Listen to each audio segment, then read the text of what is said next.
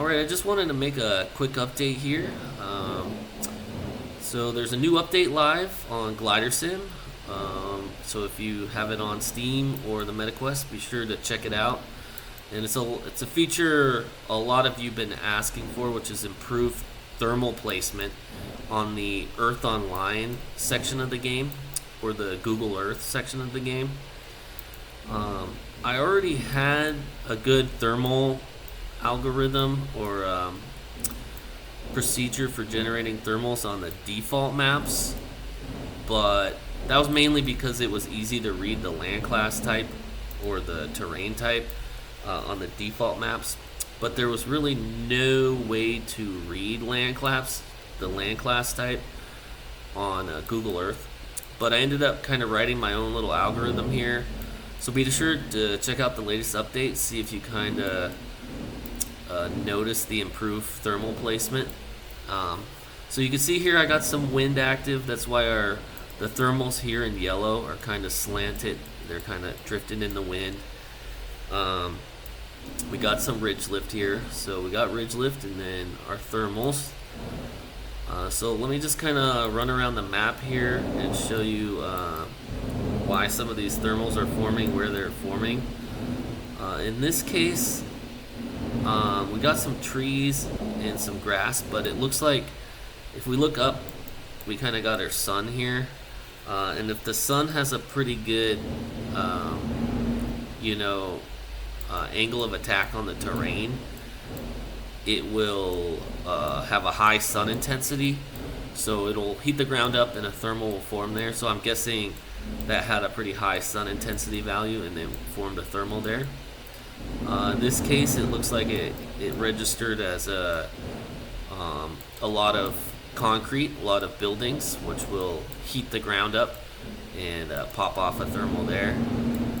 So that's cool to see. Same here in this case, maybe lighter terrain, maybe some concrete, probably a high sun intensity angle. This one again over developed area, over the city. Here again, we're someplace I think in Austria. But yeah, again, you could go anywhere, and this will work for any section of the game within Google Earth or Earth Online. So fly your favorite areas, kind of let me know if the thermal algorithm's working like it should. Again, we got some thermals forming over the area, over developed areas. But yeah, we've got one forming over this little airport here. That's kind of cool. So yeah, be sure to check it out. I could go behind the scenes and kind of show you how this works. If you're interested, you can keep watching here. I'm going to kind of go into debug mode and I'll show you how the thermal predicts, kind of go into depth about the algorithm I wrote here. So let's see, I'll go ahead and do that now. And close into the editor mode here. And I'll go ahead and pause the simulator. And we'll go ahead and look at one of these thermal predictors. So a thermal predictor is, they're kind of placed all around the map, looking for hot spots where thermals will form.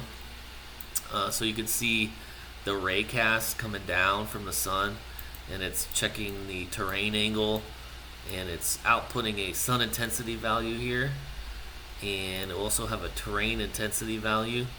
So in this case, it looks like we're hitting trees, and you can see this if you look in the corner here, the right corner. The thermal predictor will take a little snapshot of the terrain, kind of get the color of the terrain, and then I take that and I find the average color. So we're probably going to get a dark green here for the color average, and then I'll compare that against our land class colors here. So we got a color for grass, dirt, rock, trees, water, snow, and whichever one it's closer to, it's gonna register as that land class. So in this case, we got trees as the land class, and You can see trees is a negative value, so it will subtract from the sun intensity and give us this total sun intensity value. If this total sun intensity value reaches a certain threshold, it will form a thermal. But in this case, it's hitting trees, it's not very strong, so unlikely to form a thermal. And it's kind of fun to watch these thermal predictors in action. Go ahead and just choose another one for fun. Let's go ahead and take a look at its image. So this one again, I'd guess it's going to be trees. Let's see. Yep, trees. Let's go ahead and look at this one. Oh yeah, that's either trees or water. Water. Okay. Let's see if we can get an interesting one here. Let's run the simulation a little bit. Choose another one. Pause it. Okay, we got a green value, so I'm guessing we got grass. Let's go ahead and take a look at the image. Yeah, it looks pretty like, oh, it looks like a field or something. Let's go ahead and jump over there. So yeah, oh, ignore the pink in the background there, that's our flight path. But you can see this thermal predictor, looks like it hit some grass, and it's registering as grass, and that's giving us a sun intensity value, but it's not really adding or subtracting to the intensity. Grass is kind of neutral. It's not like trees, which will subtract, or water will subtract from the intensity value, while the rocks or the gray areas associated with developed areas will have add to the sun intensity value, but this one's neutral. So yeah, it's kind of fun to just see if this working correctly. I'm sure I'll have to tweak it a little bit based on some feedback here.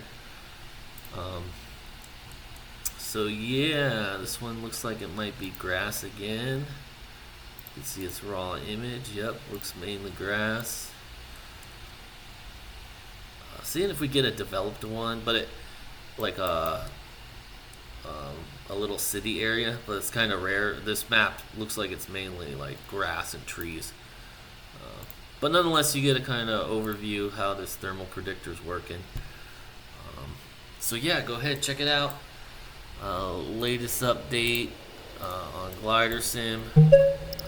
Go ahead and check it out. And we got also the new sites. You're able to save sites anywhere in the world. Lots of cool new sites being saved. But yeah, we'll just go ahead, hop here in the paraglider. And yeah, be sure to check out the latest update. Let me know if you think the thermals are working the way they should. I'm all ears, so prefer to type any feedback in on Discord. Shoot me an email at joeysipos@5drealities.com or Facebook page. I look forward to hearing your thoughts.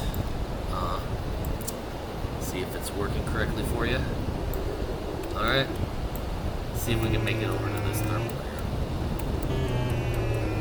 layer. Of course, you can turn these visualizations off. They're not always on. So if you want to do some hunting yourself without any added feedback there, kind of pay attention to where the clouds are forming, pay attention to the sun angle and all that jazz, as you would in the real life, and see if you can find those thermals. We got one. Not that we did a little cheating earlier, but